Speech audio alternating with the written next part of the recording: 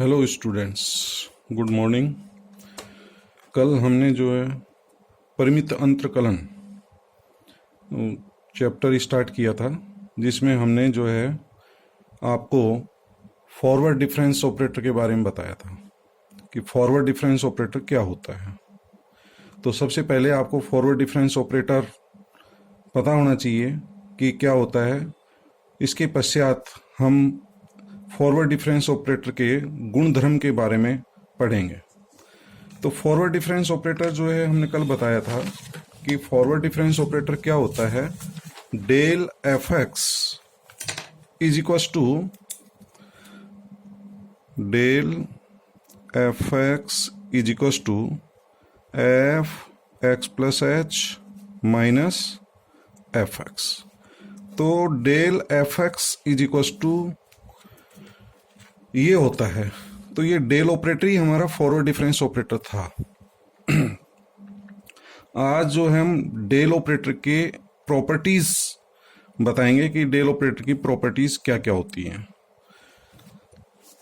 तो इसकी जो फर्स्ट प्रॉपर्टी है डेल ऑपरेटर की, कि किसी अचर फलन पर अंतर संकारक डेल्टा शून्य होता है। अर्थात यदि कोई फलन यानी कि कोई फंक्शन कांस्टेंट है और उसके डेल ऑपरेटर का यदि मान ज्ञात करें तो उसके डेल ऑपरेटर का मान शून्य होता है। किसी भी जो है कांस्टेंट फंक्शन का डेल ऑपरेटर का मान शून्य होता है, ये हम सिद्ध करेंगे। तो माना f x is equal to k constant. तो आप जानते हैं कांस्टेंट फंक्शन क्या होता है। कांस्टेंट फंक्शन क्या होता है कि एक्स के प्रत्येक मान के लिए एफ एक्स का मान सदैव क्या आना चाहिए, के आना चाहिए। तो वो कांस्टेंट फंक्शन कहलाता है। एक्स का कोई भी मान रखेंगे तो हमेशा के प्राप्त होगा।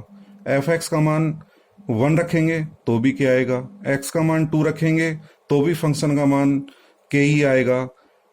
एक्स के स्थान पर एक्स प्लस एच रखेंगे तो भी फलन का मान के आएगा। तो वो हमारा कांस्टेंट फंक्शन कहलाता है। तो यदि कोई फंक्शन कांस्टेंट फंक्शन है तो उसके डेल ऑपरेटर का मान शून्य होता है, ये सिद्ध करेंगे। तो परिभाषा से कल आपको पता है कि del f x is equal to f x plus h minus f x होता है।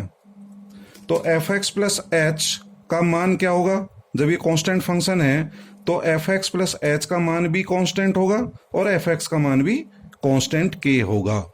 तो एफ एक्स प्लस एच की जगह अपन के पुट कर देंगे और एफ एक्स का मान भी क्या है, के। तो के माइनस के 0। तो del f x equal to 0। F x हमारा क्या था, कांस्टेंट फंक्शन था। तो किसी भी कांस्टेंट फंक्शन के डेल ऑपरेटर का मान शून्य होता है। तो ये आपको पता होना चाहिए। तो डेल के इक्वल टू 0। तो ये हमारी फर्स्ट प्रॉपर्टी है। तो आपको समझ में आ गई होगी फर्स्ट प्रॉपर्टी क्या है। किसी भी कांस्टेंट का डेल ऑपरेटर का मान यदि ज्ञात करें तो उसका मान 0 होता है। सेकंड प्रॉपर्टी है अचर राशि के लिए डेल ऑपरेटर कॉम्यूटेटिव होता है, क्रम विनिमय है। यानी कि अपन को यह सिद्ध करना है कि del c f x is equal to c del f x. तो यहां सी हमारा कांस्टेंट है, एफ एक्स हमारा ये एक्स का कोई फंक्शन है। तो सी जो है ना कांस्टेंट किसी फंक्शन से मल्टीप्लाई है, तो उसके डेल ऑपरेटर का यदि मान निकालते हैं तो जो कांस्टेंट होता है ना, ये तो क्या आ जाता है, बाहर आ जाता है।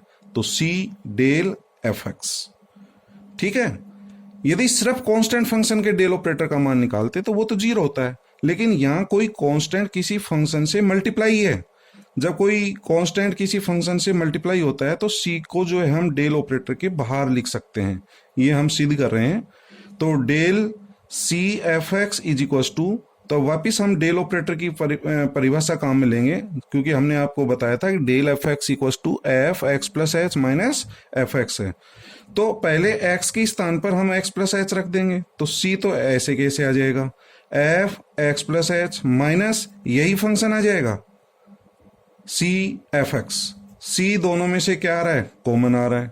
सी हम कॉमन ले लेंगे तो सी, और अंदर क्या बचेगा, f x plus h minus f x. तो f x plus h minus f x क्या होता है, यही तो हमारा डेल एफ एक्स होता है। सी एज इट इज आ जाएगा और इसके स्थान पर हम डेल एफ एक्स रख देंगे। यही अपन को सिद्ध करना था। तो दूसरी प्रॉपर्टी क्या है, यदि कोई फंक्शन किसी कांस्टेंट से मल्टीप्लाई है, उसके डेल ऑपरेटर का मान निकालते हैं तो कांस्टेंट जो होता है उसको डेल के बाहर लिख लेंगे और डेल एफ एक्स आ जाएगा। तो ये सेकंड प्रॉपर्टी है। थर्ड प्रॉपर्टी जो है हमारी डिस्ट्रीब्यूटिव प्रॉपर्टी कहलाती है, बंटनता का गुणधर्म कहलाता है। यदि किसी भी दो फलनों के योगफल के डेल ऑपरेटर का मान निकालते हैं तो अलग अलग डेल ऑपरेटर के योग के बराबर हो जाता है। यानी कि f x plus g x के डेल ऑपरेटर का मान निकालेंगे तो del f x plus del g x अलग अलग डेल हो जाएगा। तो ये हम सिद्ध कर रहे हैं।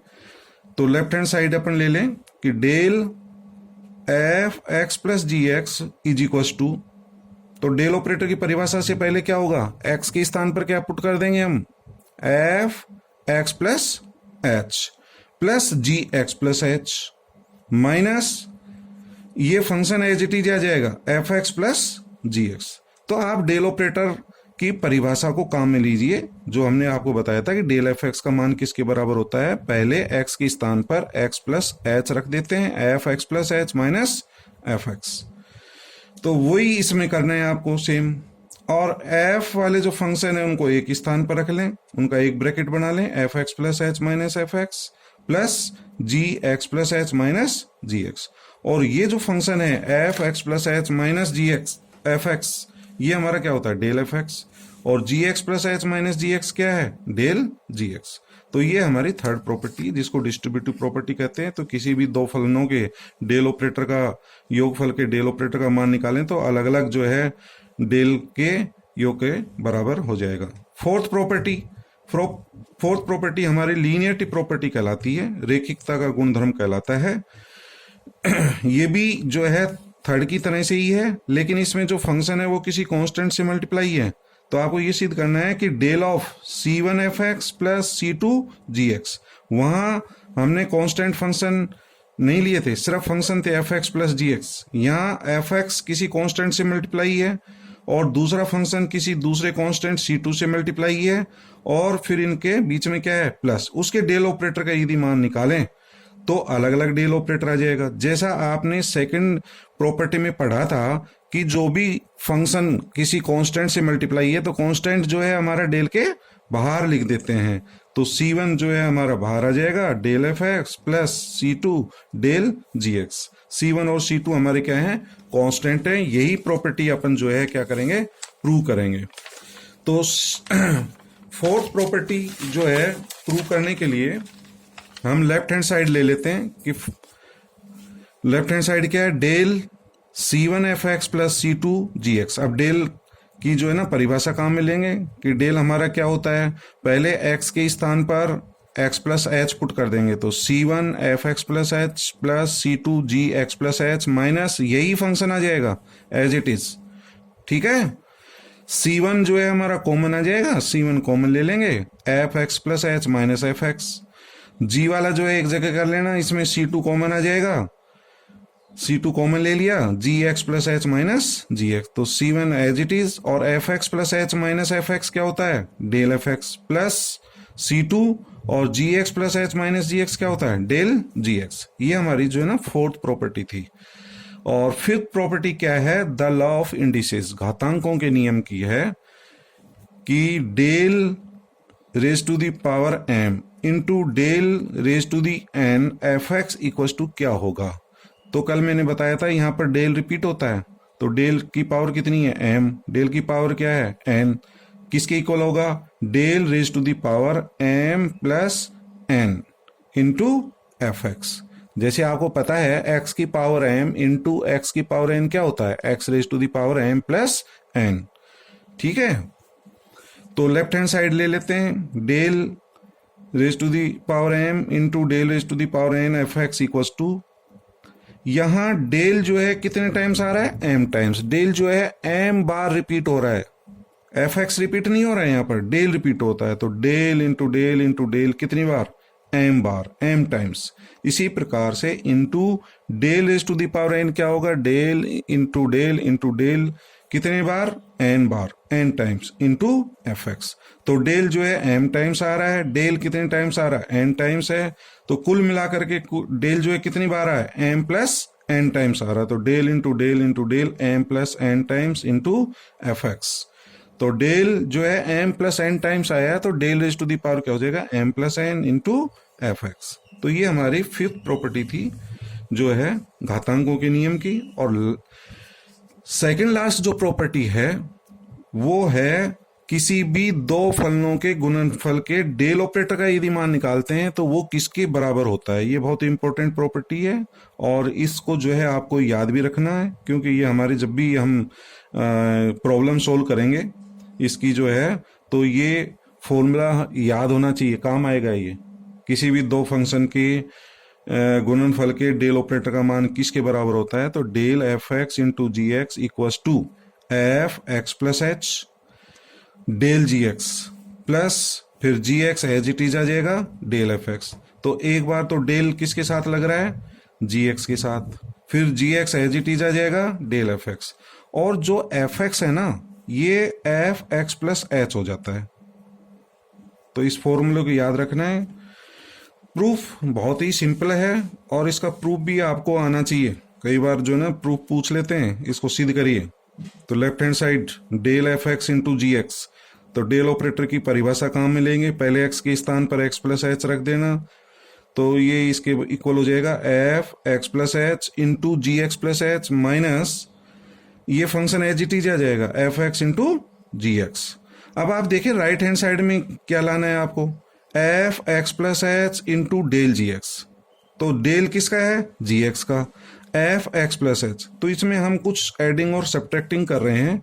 ऊपर वाले जो राइट हैंड साइड को देखते हुए मैं ये माइनस कर रहा हूँ, माइनस, क्योंकि एफ एक्स प्लस एच तो कॉमन आना चाहिए, तो दोनों में एफ एक्स प्लस एच होना चाहिए, तो minus f x plus h, तो f x plus h common आ जाएगा।